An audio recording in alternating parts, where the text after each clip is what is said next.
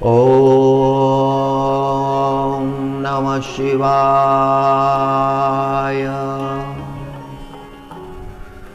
ओम त्र्यंबकं यजामहे सुगंधिं पुष्टिवर्धनम् उर्वारुकमिव वन्दनात् मृत्योर्मुक्षीयमामृतात्।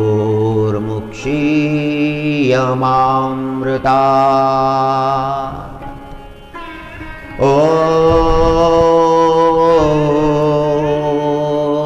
नमः शिवाय। ॐ नमः शिवाय।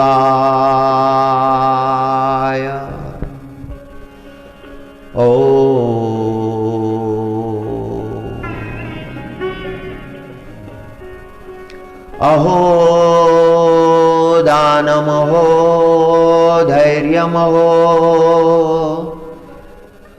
वीर्यं खण्डितम् उदारधीरवीराणां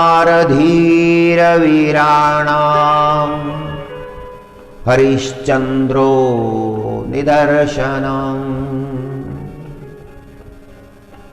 अहो दानमहो धैर्यमहो वीर्यं खण्डितम् उदारधीरवीराणां हरिश्चन्द्रो निदर्शनम्।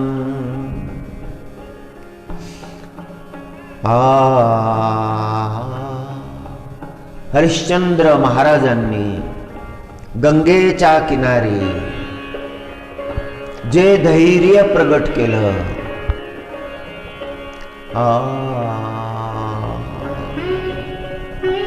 दिव्य चरित्र केलं हरिश्चंद्र महाराजांनी।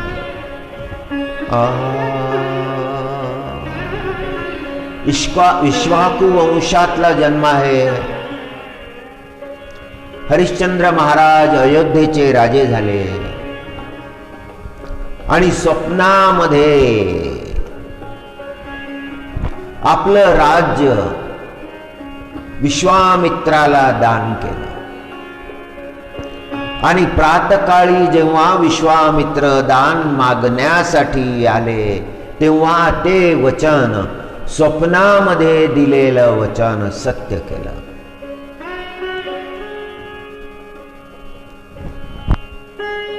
विश्वामित्र ऋषींनी दक्षिणा मागितली, पण दक्षिणा देण्यासाठी धन नव्हतं। 1 महिना अवधी मागितला। आपले गुरु वसिष्ठ यांच्याकडे गेले, सगळा प्रसंग वसिष्ठ ऋषींना सांगितला की आता सगळं राज्य हे विश्वामित्राचं झालेलं आहे आणि या राज्यातलं काही घेऊन दक्षिणा देणं हे योग्य नाही, असं विश्वामित्रांचं म्हणणं आहे। त्यांना दक्षिणा अर्पण करायची आहे। आता मी काय करावं? सगळ्या पृथ्वीचं राज्य मी आधीच दान केलं आहे। वसिष्ठ ऋषींनी उपदेश केला की हे हरिश्चंद्रा, काशीला जावं। काशी नगरी ही भगवान विश्वनाथाची आहे। त्या नगरीमध्ये दुसऱ्या कोणाचं राज्य असू शकत नाही। तिथे जावं, तिथे निवास करावा, धनार्जन करावं आणि ते धन दक्षिणा स्वरूपामध्ये विश्वामित्रांना द्यावं। आणि मग हरिश्चंद्र महाराजांनी काशीची वाट धरली। पत्नीला घेऊन, पुत्राला घेऊन काशी नगरीमध्ये गेले। कार्य शोधू लागले, कार्य मिळालं नाही। 1 महिन्याचा अवधी मागितला होता, तो अवधी निघून गेला। आणि विश्वामित्र आले आणि दक्षिणा मागू लागले.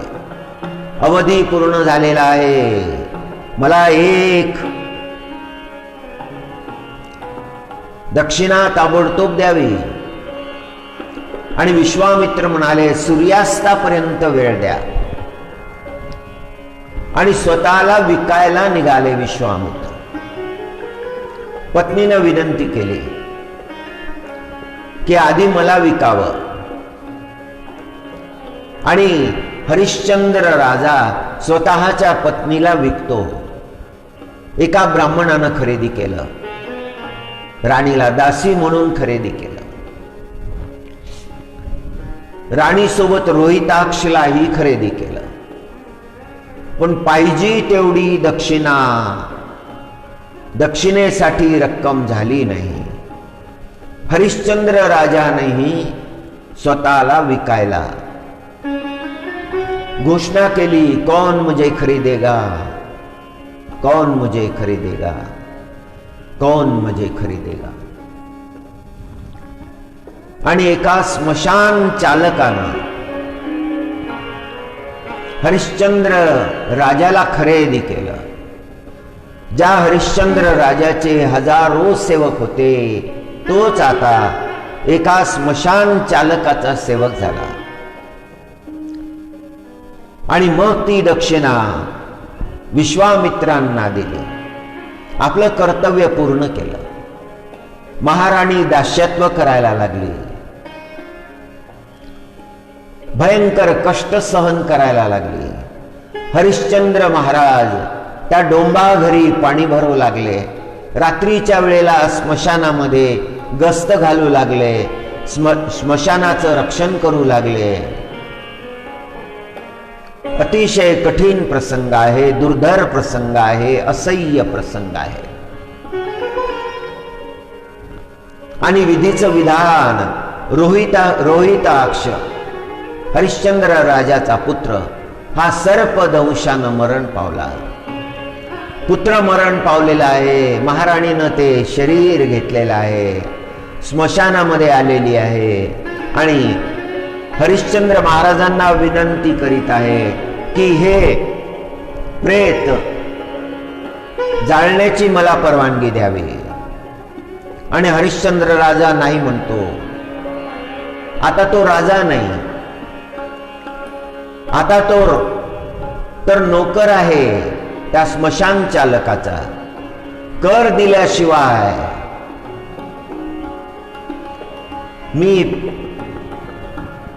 अंतिम संस्कार करू देणार नाही, असं तो म्हणायला लागला. महाराणीजवळ दुसरं काय आहे? केवळ अंगावरचं वस्त्र. आणि त्या वस्त्रामधलं अर्ध वस्त्र महाराणीने फाडलं आणि हरिश्चंद्राला दिलं. आणि मग परवानगी दिली. आणि त्या रोहिताक्षला जाळण्याची तयारी महाराणी करायला लागली. त्यावेळेला आकाशवाणी झाली, अहो दानमहो धैर्यमहो वीर्यं खंडितम उदार धीर वीराणाम हरिश्चंद्रो निदर्शनम. धन्य धन्य राजा हरिश्चंद्रा, स्वप्नामध्ये दिलेलं दान तू प्रत्यक्षामध्ये दिलं. आपलं धैर्य फार प्रचंड आहे. आपलं धैर्य जगतवंदनीय आहे.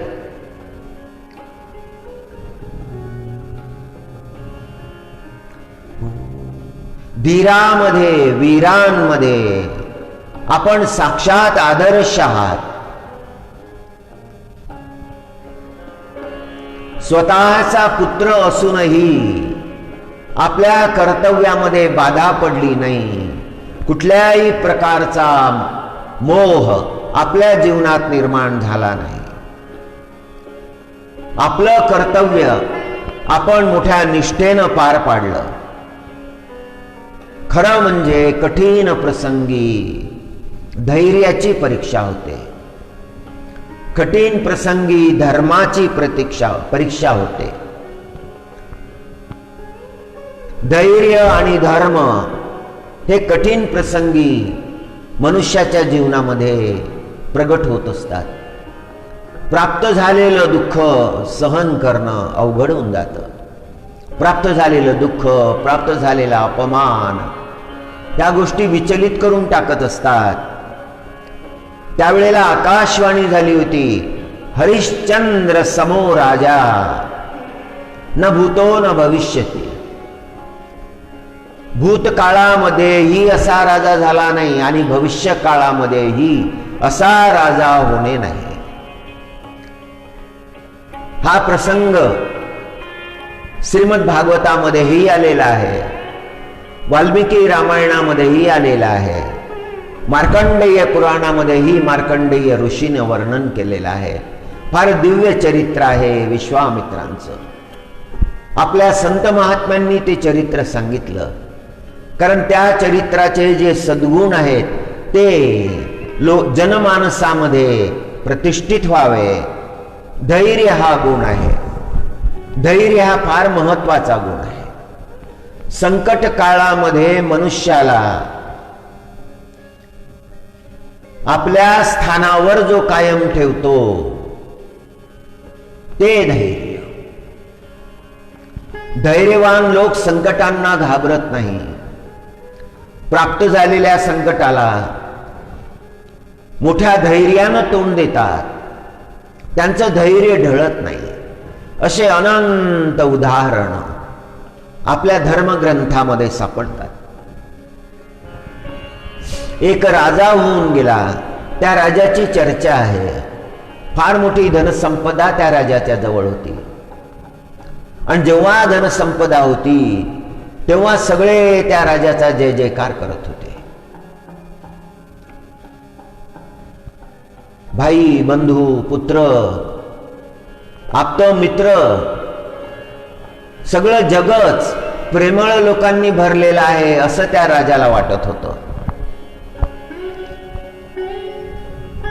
आणि त्या राजाच्या आश्रयानं अनेक लोक राहत होते. अनेकांनी त्या राजाचा आश्रय घेतलेला होता. पण काळ बदलला. राजाचं धन कमी व्हायला लागलं, गळती लागली, धनाचा क्षय झाला. हळूहळू भाई बंधू आपापला हिस्सा घेऊन निघून गेले. पुत्रांचंही वागणं बदललं, पत्नीचंही वागणं बदललं, सगळ्यांचं वागणं बदललं. त्या राजाजवळ काहीही राहिलेलं नाही. सगळ्यांनी धिक्कार केला, तिरस्कार केला. स्वार्थापुरतं प्रेम होतं. तो राजा वनामध्ये निघून गेला आणि वनामध्ये त्याला एक व्यापारी भेटला. दोघांचा परिचय झाला. व्यापाऱ्यानं आपलं दुःख झालं, आपलं दुःख सांगितलं. माझा सगळा व्यापार बुडाला, माझ्याच भावांनी मला लुटलं, माझ्या आप्तमित्रांनी मला लुटलं. आज माझ्याजवळ काही राहिलेलं नाही. माझा तिरस्कार केला आणि मी वनामध्ये निघून आलो. आता इथेच राहून मला माझं जीवन संपवायचं आहे.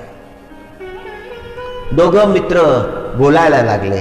एक राजा आहे, दुसरा व्यापारी आहे. धनाकारणे जगामध्ये हे अनुभव आले. दोघांमध्येही धैर्य आहे. दोघांनी एक दुसऱ्याचं सांत्वन केलं आणि त्या वनामध्येच निवास करायला लागले. तिथे एखाद्या ऋषीच्या शोधामध्ये होते. एका ऋषीचं दर्शन झालं आणि त्या ऋषींजवळ आपल्या व्यथा मांडल्या आणि त्या ऋषीनं त्यांना धैर्याचा उपदेश केला. ही सगळी माया आहे. तुमच्या लक्षात आलं ना, भगवंताला जर शरण गेलं तर या प्रकारचे दोष मनुष्याच्या जीवनामध्ये येत नाही. आता धैर्य धारण करायचं, स्वतःला सावरायचं. दुःखाचं कारण नाही. आता मोठ्या धैर्यानं आलेल्या संकटाला सामोरं जायचं.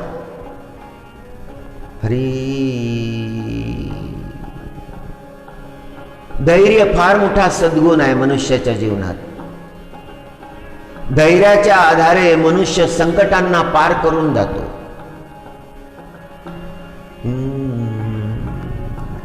साधारण मनुष्यामध्ये ही धैर्याची आवश्यकता आहे आणि फार मोठं उत्तरदायित्व ज्याला मिळालेलं आहे त्याला ही धैर्याची आवश्यकता आहे. प्रत्येकाला धैर्याची आवश्यकता आहे. जेव्हा देवांवर संकट आलं, स्वर्गावर दैत्यांनी आक्रमण केलं, दैत्य विजयी व्हायला लागले, इंद्र पराजित व्हायला लागला, त्या पराजित होत असलेल्या इंद्राचं धैर्य ढळलं. तो इंद्र ब्रह्मदेवाकडे गेला. ब्रह्मदेवाच्या लक्षात आलं इंद्राला विजय मिळणं कठीण आहे, कारण धैर्याचा नाश झालेला आहे. ज्याच्या जीवनामध्ये धैर्य नाही त्याला विजय मिळत नाही, त्याच्या जीवनामध्ये पराजय आहे. ब्रह्मभगवान म्हणाले, हे इंद्र, तुला वज्राची प्राप्ती करावी लागेल आणि ते वज्र महात्मा दधीची ऋषी यांच्या अस्थिपासून बनवलं पाहिजे. तू आता दधीची ऋषींना शरण जा. आणि इंद्र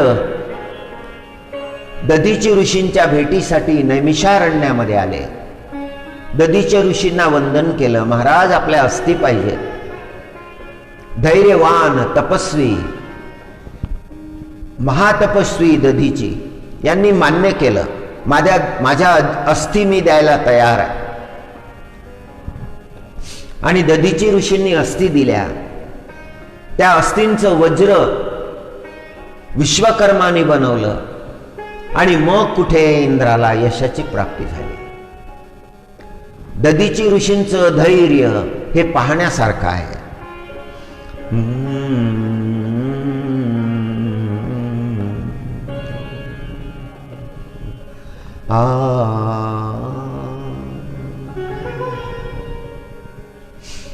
हरी नारायण. एक राजा, विदेशी राजा, एका संताकडे गेला आणि त्या संताला म्हणायला लागला की माझ्यावर फार मोठं संकट आलं. रात्रंदिवस माझं हे चिंतन चाललेलं आहे की त्या संकटातून कसं सुटावं. माझे मित्र माझे साथीदार नाहीत, माझे पुत्रही माझे साथीदार नाहीत, मी काय करावं. आणि हा विदेशी प्रसंग आहे. आणि त्या संतानं उत्तर दिलं की तू घाबरू नकोस आणि नुसत्या नकारात्मक चिंतनामध्ये तुझा वेळ घालवू नको.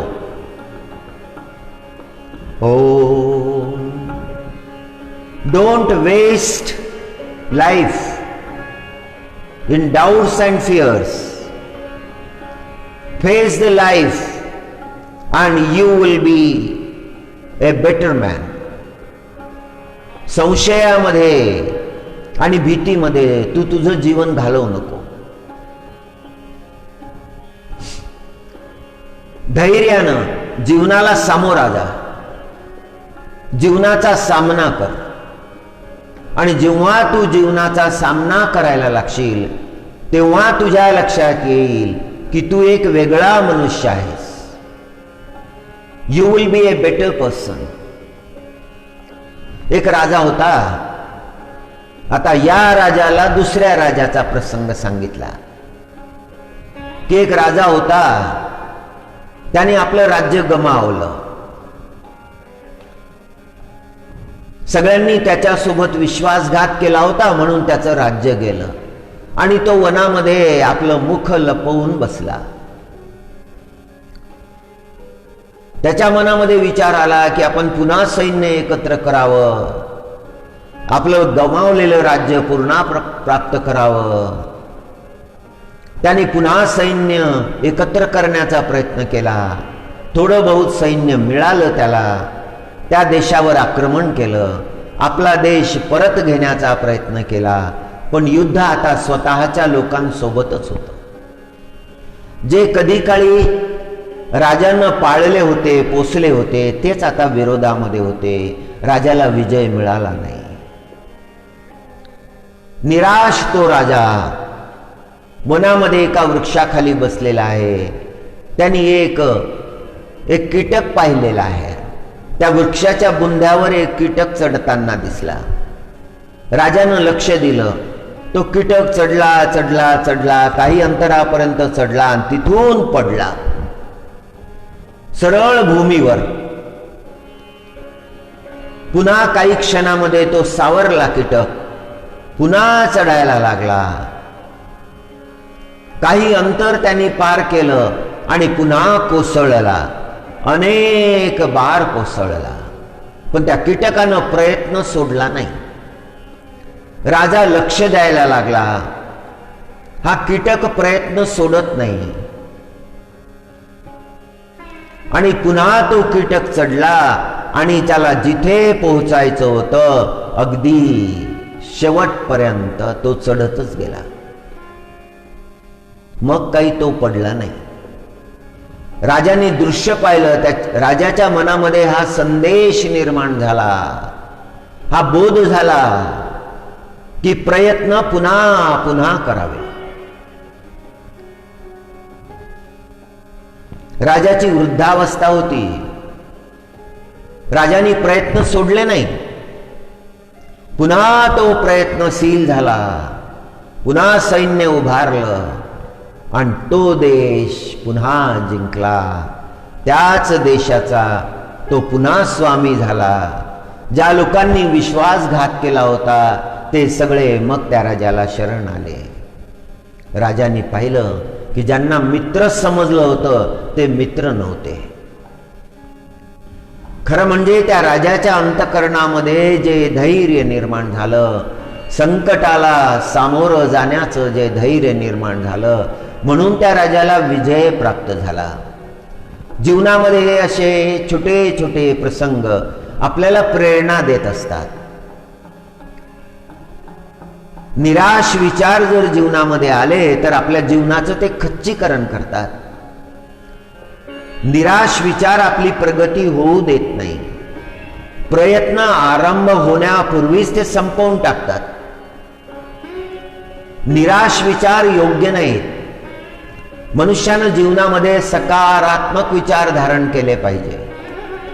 प्राप्त झालेलं जीवन फार मोठं नाही, पण जे काही प्राप्त झालेलं आहे त्याचं सोनं आपल्या हातून झालं पाहिजे. सोनं म्हणजे तसं सोनं शक्य नाही, तसा प्रयत्न सुद्धा नाही, पण त्या जीवनाचं श्रेष्ठत्व प्राप्त झालं पाहिजे, असा प्रयत्न असला पाहिजे. त्या संतानं राजाला जे सांगितलं होतं की don't waste your life in doubts and fears, face the life and you will be a better man.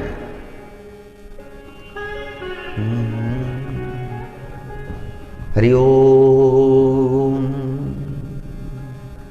Hari ओम.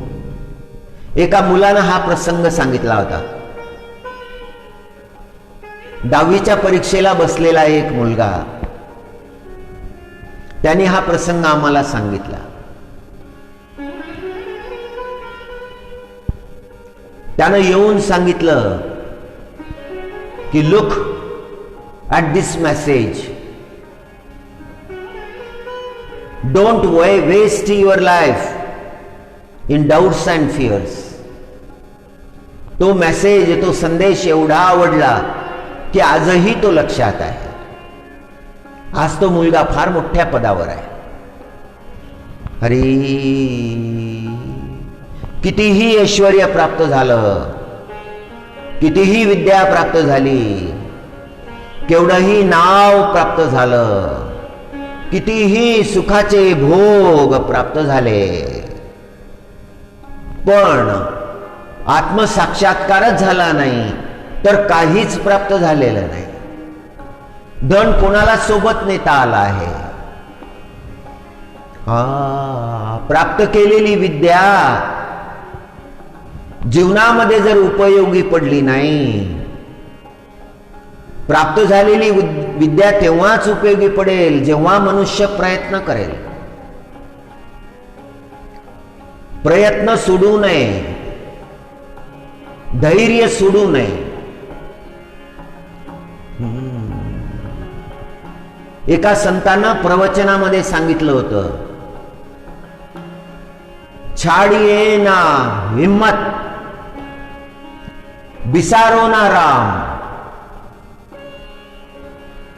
म्हणजे धैर्य सोडू नका आणि प्रभूला विसरू नका. राम स्मरण, परमात्म्याचं स्मरण कायम ठेवायचं आणि धैर्य धारण करायचं. धैर्य धारण केलं की मनुष्याला जे प्राप्त करायचं आहे ते प्राप्त होतं. संतांमध्ये केवढं धैर्य, सगळ्या संतांमध्ये हे आपल्याला दिसतं.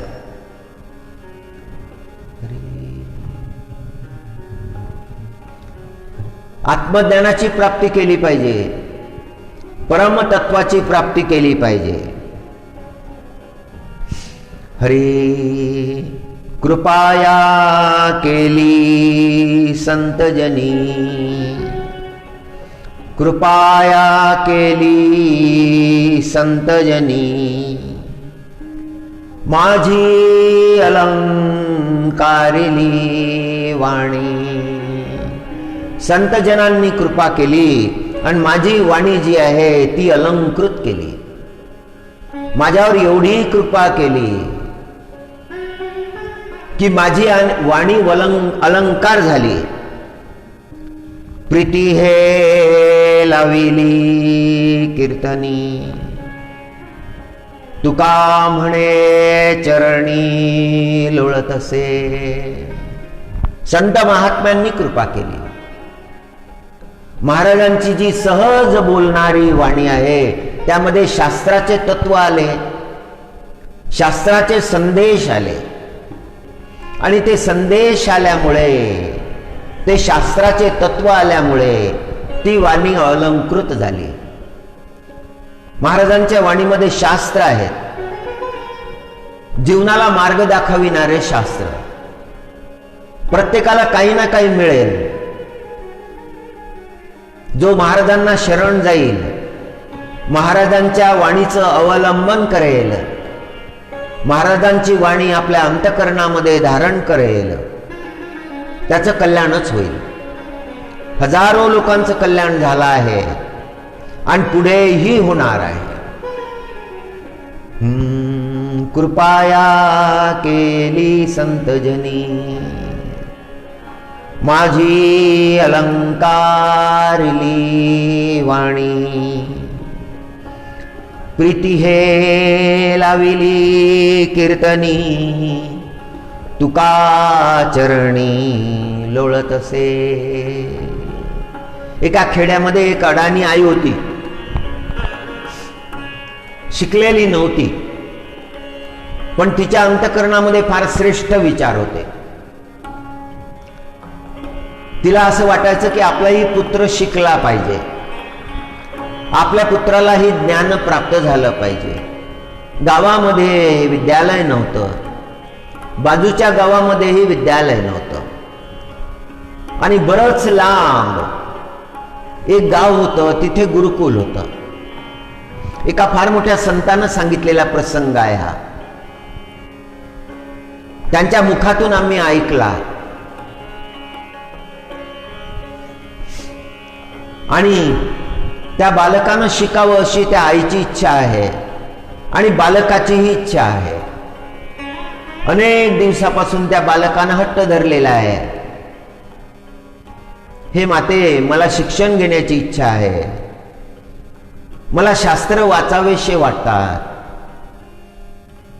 आणि ती दरिद्र विधवा माता विचार करायला लागली, आता काय उपाय करावा.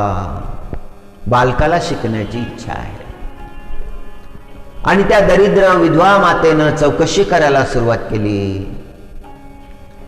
गावामधल्या ज्येष्ठांना विचारलं की माझ्या पुत्राला शिकण्याची इच्छा आहे आणि माझीही इच्छा आहे की त्यांनी शिकावं. आमच्या काळात जुन्या काळी आमच्या घरात शिकलेली मंडळी होती, पण आता कोणीही राहिलेलं नाही, सगळे दिवंगत झाले आणि हा बालक शिकला पाहिजे. आणि त्या गावातल्या मंडळींनी सांगितलं की तू कसं शिक्षण देशील या बालकाला, कारण गुरुकुल दूर आहे, आणि ते गुरुजी स्वीकारतात का नाही, त्यांच्याकडे जावं लागेल, विनंती करावी लागेल. ते स्वीकारतात का नाही, त्यांनी स्वीकारलं पाहिजे. आणि धैर्य धारण केलं त्या मातेनं, पुत्राला घेतलं. एक नारळ घेऊन चालत चालत चालत चालत त्या ठिकाणी गेली ज्या ठिकाणी गुरुकुल होतं.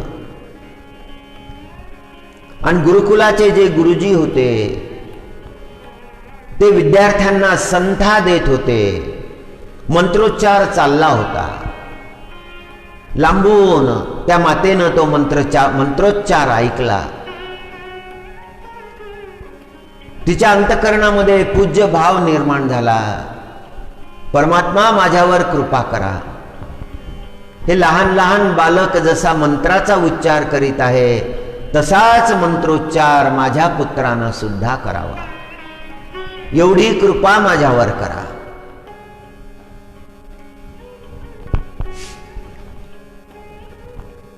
प्रार्थना केली. पुत्राला समोर करून ती माता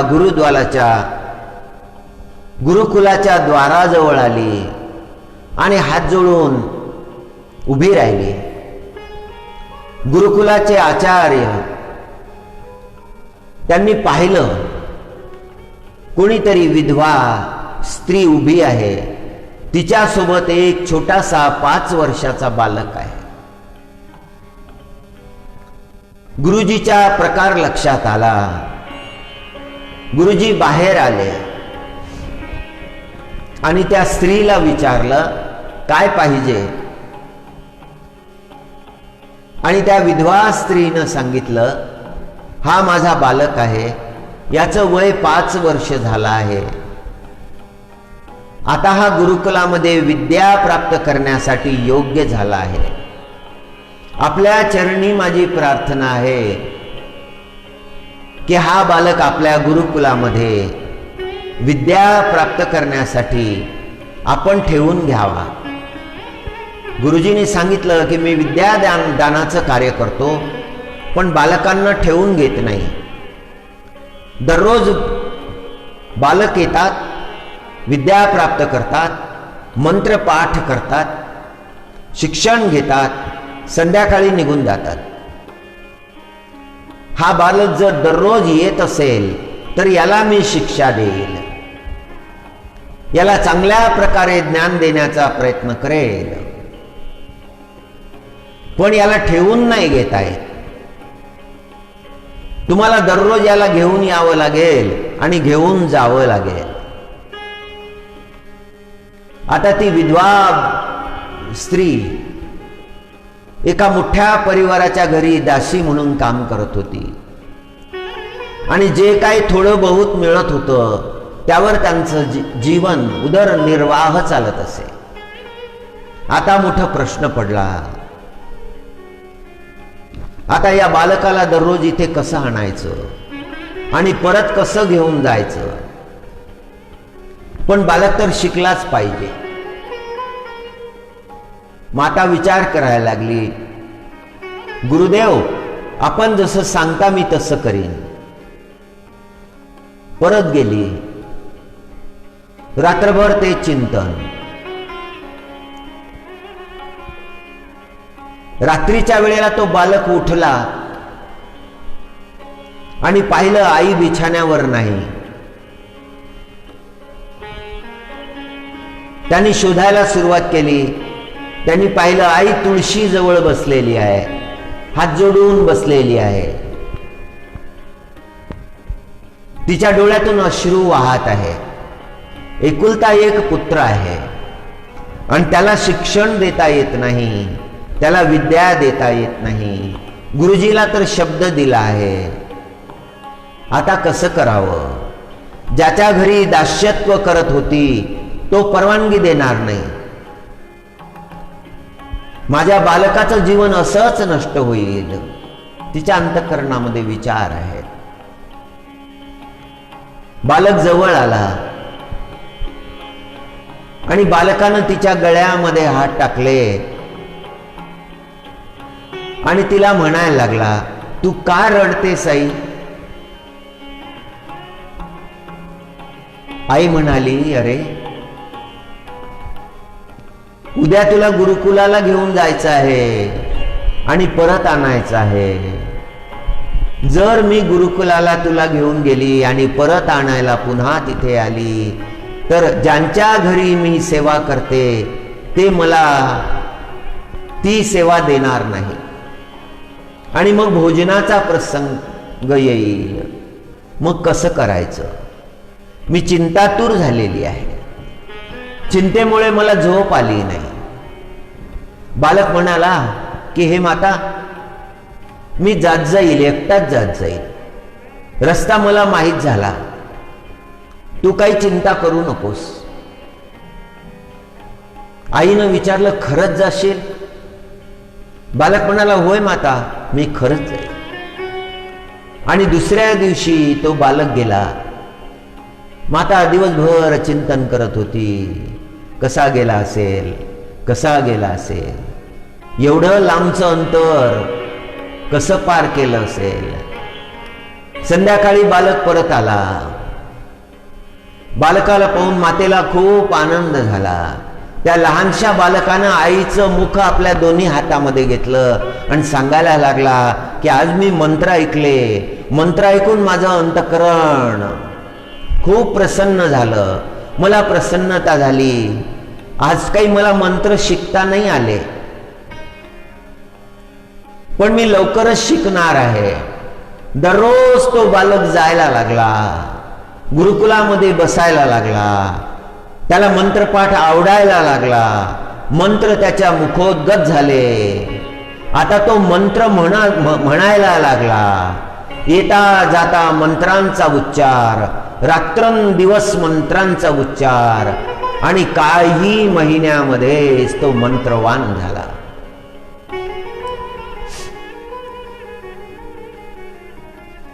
गुरुजींना त्याच्याबद्दल फार प्रेम वाटायला लागलं, आपुलकी वाटायला लागली. गुरुजीने सांगितलं, बालकाला सांगितलं की तू जा आणि तुझ्या आईला घेऊन ये, तुझ्या आईशी बोलायचं आहे. बालक घरी आला. आईला सांगितलं, हे मा, तुला गुरुजींनी बोलावलं आहे. आईला घेऊन परत आला तो बालक. माता हात जोडून गुरुजीच्या समोर उभी राहिली. तिच्या डोळ्यामध्ये अश्रू होते. माझ्या बालकाला मंत्र यायला लागले. माझा बालक मंत्र पाठ करायला लागला. जेव्हा गुरुजी बाहेर आले बोलण्यासाठी तेव्हा त्या माऊलीनं गुरुजीच्या चरणावर दंडवत केला. जे काय घडलं ती तुमची कृपा आहे. इतक्या लांबून हा छोटासा बालक आपल्या जवळ येतो, मंत्र शिकतो. आज तो मंत्रवान होत चाललेला आहे, ही आपली कृपा आहे. गुरुजी म्हणाले की माता, तू धन्य आहेस. जे मंत्र शिकण्यासाठी विद्यार्थ्यांना वर्ष लागतात ते मंत्र या बालकानं काही मासामध्ये मुखोद्गत केले आहेत. हा मेधावी आहे, याला विसर पडत नाही.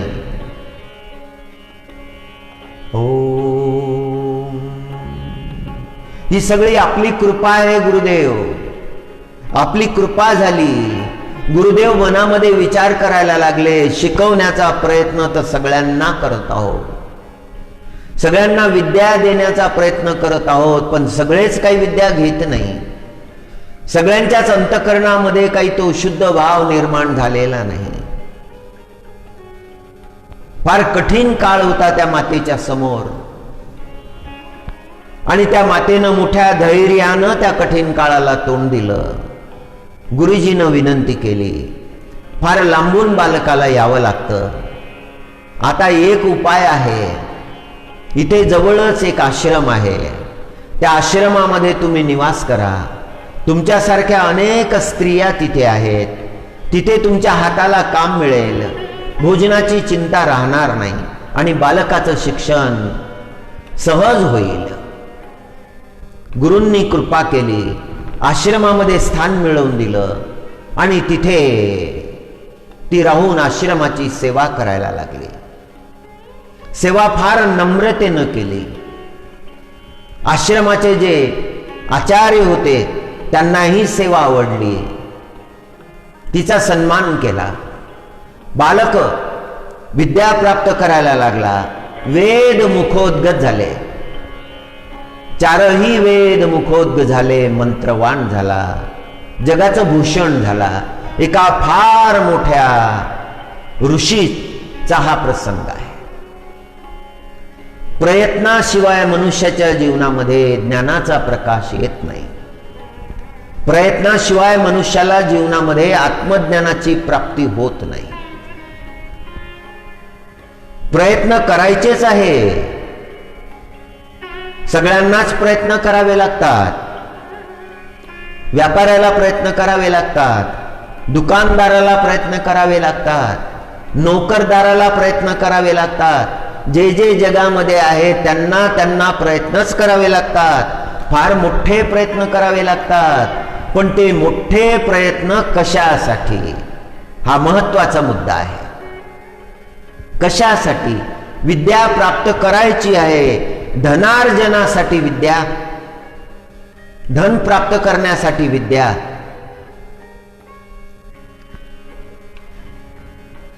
ती विद्या तर आहेच, धन प्राप्ती करून देईल, पण सर्वश्रेष्ठ विद्या जी आहे ती आत्मविद्या आहे. श्रेष्ठ विद्या, जीवनामध्ये ध्यास लागला पाहिजे श्रेष्ठत्वाचा. श्रेष्ठत्वासाठी झटलं पाहिजे. अवलं अंतकरणामध्ये पाहिलं पाहिजे, आपल्या अंतकरणामध्ये आपण पाहिलं पाहिजे, विचार केला पाहिजे, माझा जन्म कशासाठी, काय माझं गंतव्य आहे, काय मला प्राप्त करायचं आहे.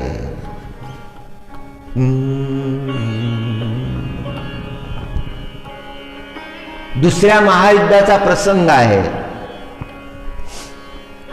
एक फार शिकलेला मनुष्य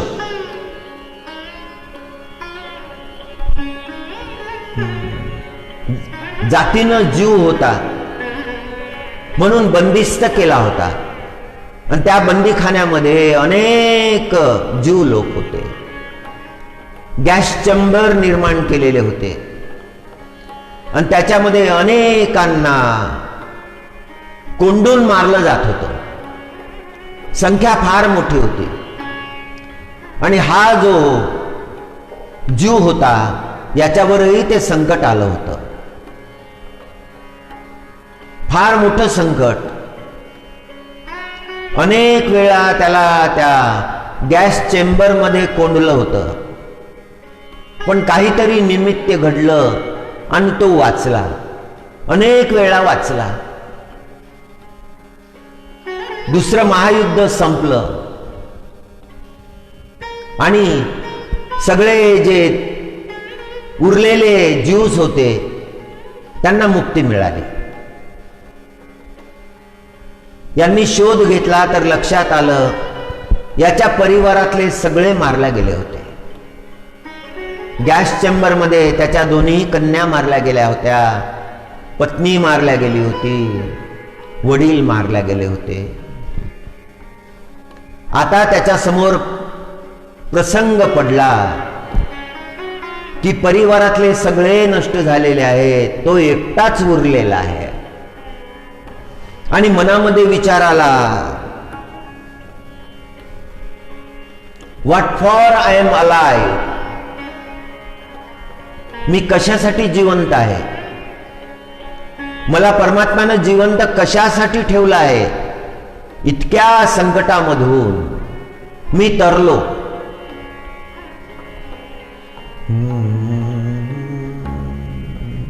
काहीतरी उद्देश असला पाहिजे, मला जिवंत ठेवण्याचा काहीतरी उद्देश असला पाहिजे. परमात्म्याने मला जिवंत कशासाठी ठेवलं. दिवसभर तो विचार करीत राहिला. आजूबाजूला पाहिलं, अनेक मुलं होते ज्यांचे आई वडील मारले गेले होते, त्यांना आधार नव्हता.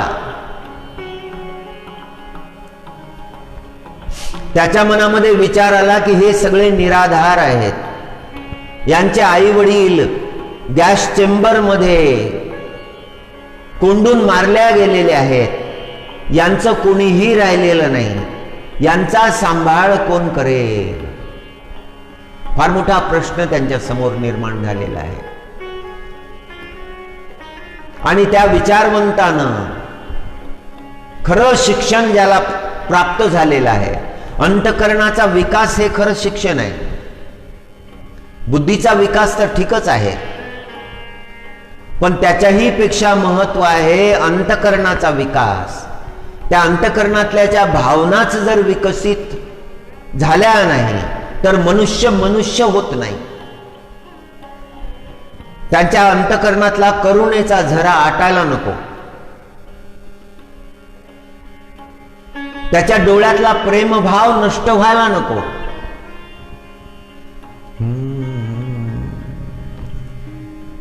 त्याच्या अंतःकरणामध्ये प्रेमाचा झरा असला तर मग दया करुणा हे भाव निर्माण होतात. पण त्याच्या अंतःकरणामध्ये जर तो प्रेमाचा झराच नाही तर तो मनुष्य क्रूर होऊन जातो. मग त्याला स्वकीयांचंही काही वाटत नाही आणि परकीयांचंही काही वाटत नाही. त्याला स्वकीय कोणीच नाही, त्याचे सगळे प्रक्रिय परकीय आहेत. अंतःकरणामध्ये दया करुणा निर्माण होत नाही. त्याचे होणारे जे कर्म असतात ते कठोर असतात, प्रवृत्ती दुष्ट प्रवृत्ती निर्माण होतात. हरी, त्या भक्तांनी ती सगळी अनाथ मुलं जी होती ती गोळा केली, एकत्र केली आणि त्यांचं संगोपन तो करायला लागला. आणि त्याच्या विचाराचे अनेक लोक त्या धावून आले आणि त्या दुसऱ्या महायुद्धामध्ये ज्या मुलांनी आपले माता पिता हरविले होते त्यांची देखभाल करायला लागले, ईश्वरीय कार्य म्हणून करायला लागले. करण्यासाठी बहुत आहे जगामध्ये, ज्याला सत्कार्य करायचं आहे त्याला बहुत आहे. प्रत्येक क्षेत्रामध्ये आवश्यकता आहे, प्रत्येक ठिकाणी आवश्यकता आहे. पण हे कार्य तेव्हाच करता येईल जेव्हा अंतःकरण फार प्रेमळ असेल, फार करुणामय असेल अंतःकरण.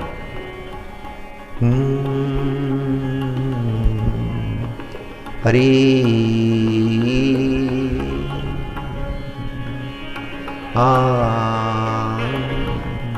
जगद्गुरु तुकाराम महाराजांनी एका अभंगामध्ये उच्चार केलेला आहे, बर्वे झाले आजीवरी, नाही पडलो मृत्यूच्या आहारी.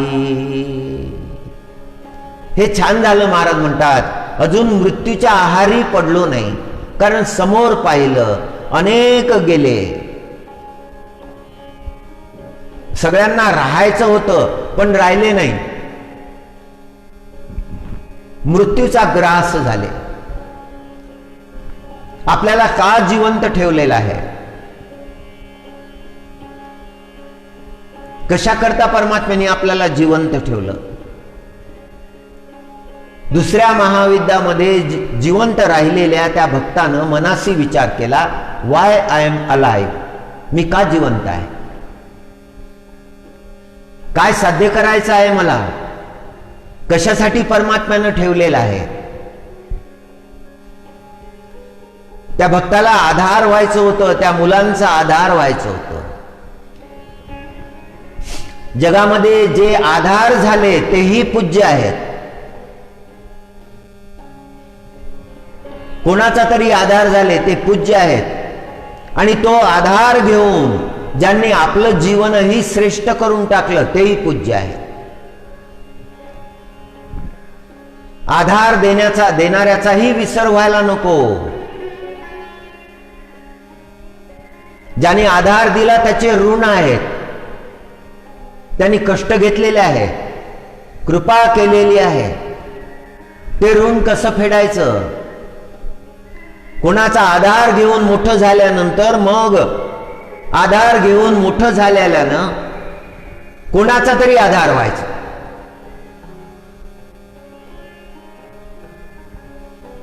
जसा ये घरीचा दिवा तिये घरी प्रकाशावा, इथला दिवा नेला आणि तिथला दिवाला तो दिवा प्रकाशित केला आणि अनंत दिवे प्रकाशित केले. सद्विचार हा तसा आहे, हा परोपकारासाठी आहे सद्विचार. जगद्गुरु तुकाराम महाराज अभंगामधून सांगतात,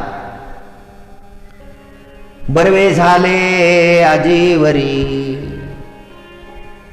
नाही पडिलो मृत्यूचे आहारी, वाचून आलो येतवरी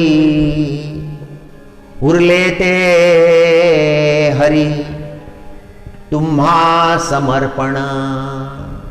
इथपर्यंत आलो आहे, जिवंत राहिलो आहे आणि आता जे उरलेलं आयुष्य आहे हे तुम्हाला समर्पित केलं आहे पांडुरंगा तुम्हाला. फार दिव्य विचार आहे. वेदवाणी आहे, शास्त्रवाणी आहे. शास्त्रांनी जे सांगितलं तेच महाराजांनी सांगितलं. महाराज वेदज्ञ आहेत, त्यांच्या अंतःकरणामध्ये वेद आहे, त्यांच्या वाणीमध्ये वेद आहे. वेद म्हणजे परमोच्च ज्ञान. हरि ओम. दुधापासून नवनीत काढता येतं आणि ते नवनीत काढल्यानंतर त्याचं धृत होतं आणि एकदा ते धृत झालं की मग ते धृतच राहतं, मग काही त्याच्यामध्ये बदल होत नाही. शेवटची अवस्था, उच्च अवस्था. परोपकार मनुष्याच्या जीवनामध्ये सुगंधित झाला पाहिजे. हरी. खेड्यापाड्यामधून सामान्य लोकांना जागृत करण्याचं काम जगद्गुरु तुकाराम महाराजांनी केलं.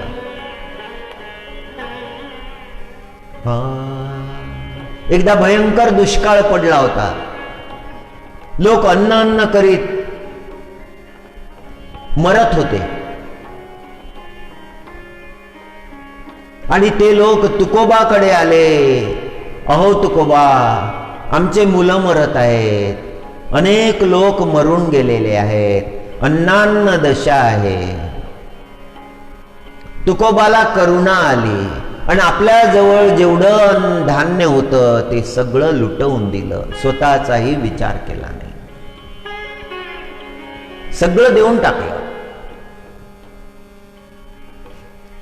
हे आचरण मनुष्यासारखं आहे का? हे मनुष्यासारखं आचरण नाही. हे एखाद्या श्रेष्ठ उच्च पदाला गेलेल्या ऋषीचं आचरण आहे. आचरणच मनुष्याला समाधान देणार आहे, शांती देणार आहे, सुख देणार आहे. शास्त्र वाचले की हा संदेश लक्षात घ्यायला पाहिजे. What for I am alive. मी कशा करता जिवंत आहे? दुसऱ्याचं नुकसान करण्यासाठी जिवंत आहे का? दुसऱ्याला दुःख देण्यासाठी जिवंत आहे का? दुसऱ्याचं धन हरण करण्यासाठी जिवंत आहे का? ह्या आसुरी प्रवृत्ती आहेत, ह्या भयंकर प्रवृत्ती आहेत. सज्जनाच्या अंतःकरणामध्ये अशा प्रवृत्ती निर्माण व्हायला नको.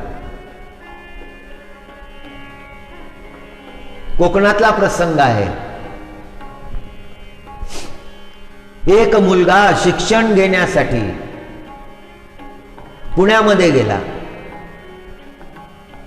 आणि पुण्यामध्ये शिक्षण घेत असताना भोजनाची व्यवस्था नव्हती.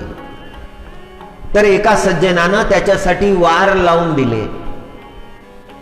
सोमवारी भोजन यांच्याकडे घ्यायचं, मंगळवारी भोजन यांच्याकडे घ्यायचं, बुधवारी त्यांच्याकडे घ्यायचं, गुरुवारी त्यांच्याकडे, शुक्रवारी यांच्याकडे, असं करून सगळे शनिवार रविवार सगळे वार लावून दिले. आणि तो विद्यार्थी बरोबर त्या वाराच्या वेळेला त्यांच्या घरी जाऊन भोजन करीत असे आणि विद्या प्राप्त करीत असे. जुन्या काळात ही प्रथा होती.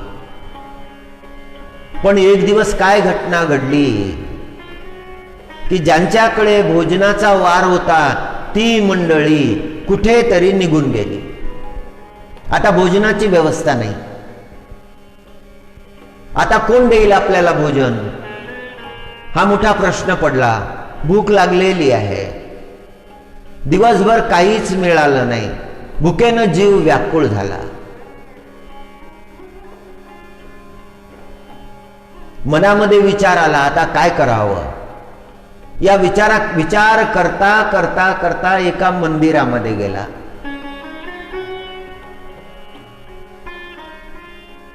मंदिर बंद होतं, पण त्या मंदिराच्या द्वारामधून गजांचे द्वार होतं आणि समोर देवाच्या समोर एक तांब्याचं भांड ठेवलेलं होतं. आणि त्या भांड्यामध्ये येणाऱ्या भक्तांनी काहीतरी देवाला दान म्हणून पैसा 2 पैसा असं टाकलेलं होतं. तसं फार काही लोक त्या मंदिरामध्ये येत नसत, पण त्या पात्रामध्ये पैसा दिसला आणि त्याच्या मनामध्ये विचार आला की हा पात्रामध्ये जो ठेवलेला पैसा आहे तो घ्यावा आणि दुकानामधून शेंगदाणे खरेदी करावे आणि ते शेंगदाणे खाऊन रात्र काढावी, कारण भूक खूप लागलेली. त्याने हात पुढे केला, त्या पात्रामध्ये हात पोहोचला आणि तो पैसा हातामध्ये घेतला. पैसा हातामध्ये घेताबरोबर आईचा आवाज ऐकू आला. आईनं बालपणी जे संस्कार दिले होते, पुण्याला येण्यापूर्वी जे संस्कार दिले होते, तो पैसा हातामध्ये घेताबरोबरच आठवण आली आईची. बाळा, कोणाचं काही घेऊ नये. आणि हे शब्द ऐकता बरोबर तो पैसा त्या पात्रामध्ये टाकून दिला आणि तो ढसढसा रडायला लागला. त्याच्या मनामध्ये भावना निर्माण झाली की आज मला चोरी करण्यापासून माझ्या आईनं वाचवलं, माझ्या आईनं माझं रक्षण केलं. जर मी हा पैसा घेतला असता, दुकानामध्ये गेलो असतो, त्याचे शेंगदाणे घेतले असते आणि ते खाल्ले असते, माझी भूक भागवली असती, पण मी चोर झालो असतो. देवाच्या नजरेमध्येही चोर झालो असतो, स्वतःच्या नजरेमध्येही चोर झालो असतो. काहीही झालं तरी असं कर्म मी जीवनामध्ये कधीच करणार. आईनं बोललेलं ते वाक्य वेळेवर आठवलं. हा संस्काराचा प्रभाव आहे. ज्याचे संस्कार जिवंत आहेत, ज्याचे संस्कार जीवनामध्ये प्रत्यक्ष आहेत, कायम आहेत, त्याच्या जीवनामध्ये भयंकर प्रसंग निर्माण होणार नाही. आपलं जीवन तो विषासारखं विषारी करणार नाही. आणि तो बालक फार मोठा समाज सुधारक झाला. हरी नारायण, हरी नारायण.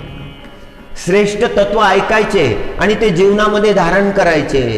जगद्गुरु तुकाराम महाराजांचे अभंग वाचायचे आणि त्या अभंगामागचं रहस्य जाणायचं. संतांच्या वाणीमध्ये जे दडलेलं आहे रहस्य ते समजून घ्यायचं. आपल्या बुद्धीला आकलन होईल एवढंच नाही, त्याच्याही पेक्षा खोल आहे. संत हे द्रष्टे आहेत. मंत्र त्याला कळला ज्यांनी पाठ केला असं नाही. ज्यांनी पाठ केला, अर्थ समजला, ठीक आहे, हे घडलं, चांगलं झालं, मंत्राचा अर्थ समजला, पण जो त्या मंत्राचा अर्थ जगला तो श्रेष्ठ आहे. फार मंत्र माहित नाहीत, पण थोडे बहुत जीवनाला जेवढे आवश्यक आहे तेवढे मंत्र मात्र माहित असले पाहिजे. मंत्रवान ऋषीचा प्रसंग आपण ऐकला, कसा तो घडला. मंत्रवान ऋषी, तो बालक ज्याला विद्याच मिळणार नव्हती, कुठल्याही प्रकारची व्यवस्था जीवनामध्ये नव्हती, सगळे अभावच अभाव होते, पण त्या अभावामध्ये राहूनही त्या बालकानं कशी मंत्रविद्या प्राप्त केली आणि कसा तो श्रेष्ठ पदाला पोचला. संस्काराचे तत्व हे आपल्याला संत वाणीतून प्राप्त होतात, आचरणातून प्राप्त होतात. ज्या मातेनं हे संस्कार दिले, तो पैसा हातामध्ये धरता बरोबर तो मातेचा शब्द ऐकला, त्या मातेचे संस्कार काय असतील? ती शिकलेली असेल का? पुत्राला जर पुण्यामध्ये विद्या प्राप्त करायला यावं लागलं तर त्या माऊलीला कुठून विद्या मिळाली असेल? पण तिच्या अंतःकरणामध्ये संस्काराचं धन होतं. त्या संस्काराच्या धनाचा प्रभाव,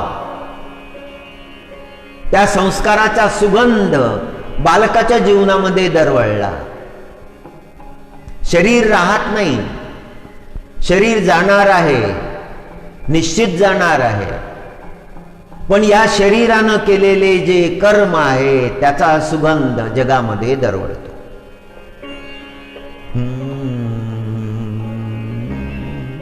हरी हा हा बरवे झाले आजीवरी,